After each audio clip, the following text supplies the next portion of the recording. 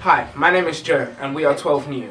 Our topic is cryogenics. The term cryogenics applies to temperatures from 0 to minus 100 degrees. Human embryos can be cryopreserved for years and then used in fertility treatment, but more complex, larger structures seem beyond current science.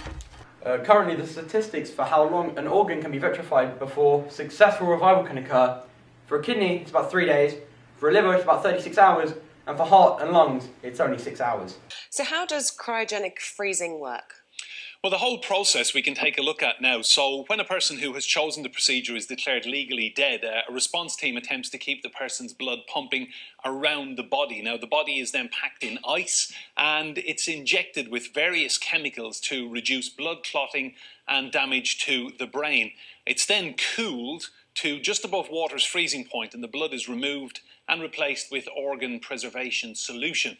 The body's blood vessels are then injected with a cryoprotectant solution, and that's to try stop the ice crystal formation in the organs and tissues, and the corpse is cooled to minus 130 Celsius. And the final step is to place the body into a container which is lowered into a tank of liquid nitrogen, and that's kept at minus 196 Celsius. And this is incredibly rare. Only 10 British people have been through this. This is the first child to have been frozen. For the girl diagnosed with cancer who had her last wish to freeze her body, called cryogenics. So one of the ethical issues in this case was that her father didn't agree to her body being frozen.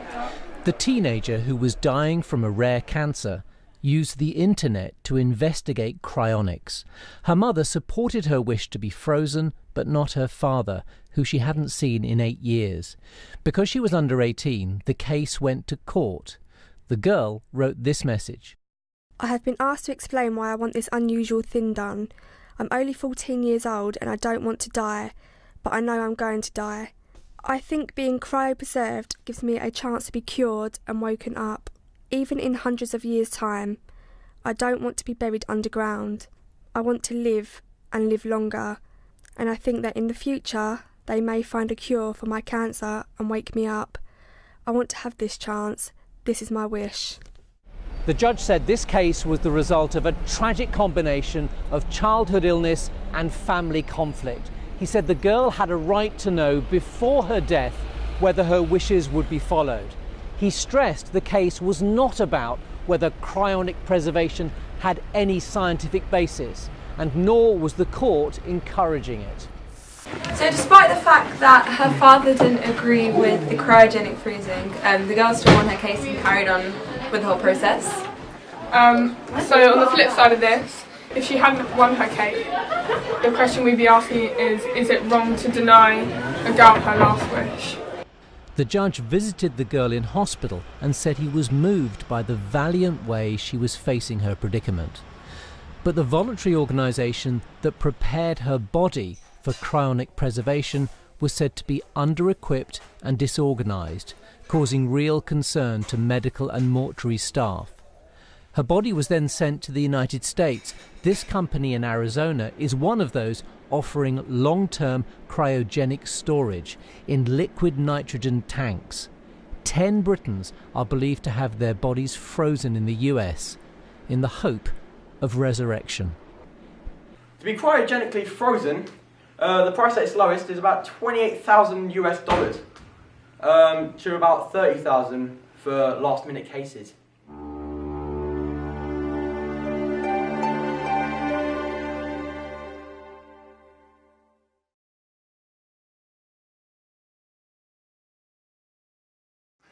This is a pretty common question, and I think a misconception. First of all, what exactly are the costs of cryopreservation? Well, if you go as a whole body patient, meaning we preserve all of you, the current minimum is $200,000. Whoa, you might say, that's pretty stiff. Well, another option is neuropreservation, where we're preserving essentially just your brain, kept within the skull for protective reasons. That is $80,000. It allows people to live a new life. The science has proven that it doesn't actually do such a thing.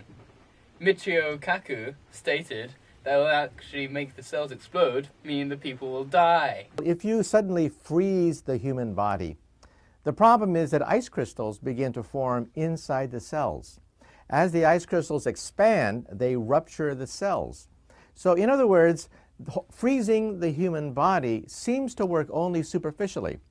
But if you look at the human tissue under a microscope, you find massive tearing and disruption of cell walls. So I'm not saying it's impossible.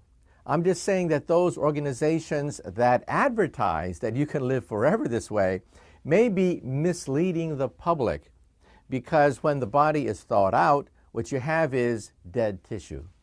Well, I think it's possible that it will happen eventually, but it's very unlikely. And the one concern about this case, in particular this one, because the girl was so young, is that she may have read some of the stories that exaggerate the chances of this happening slightly more. But it makes sense for someone who doesn't believe in a spiritual afterlife or religious afterlife to spend a relatively low amount of money on giving yourself this chance to come back. Have you ever thought about the moral aspects of it? How it's not actually your mind you're coming back to? How you have forgotten who you really were? There was a theologian several hundred years ago who said that, Pascal, who said that if you don't believe in God, you should try to believe in God, because if he does exist and you don't believe in him, you'll be denying yourself an afterlife. And in the case of cryonics, I do think it's very unlikely it'll work, just because it'll be difficult to bring people back. And even if you bring their bodies back without harming them, it seems very implausible that their mind and their brain would come back unharmed.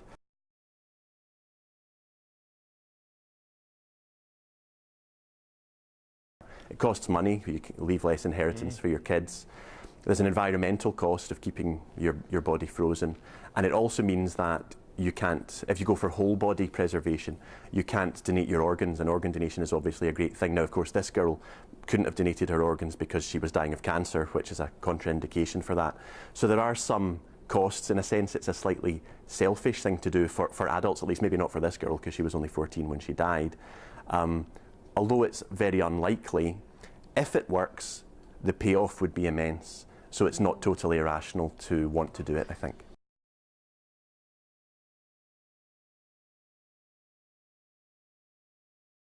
So as a Muslim, I believe that it's wrong, because God gives you one life to live, and when that life is over, being brought back to life in this sort of way is kind of playing with God's role. When if she has a chance to be alive, or when she probably will be alive, or I don't know, when she comes back to life, she'll be by herself.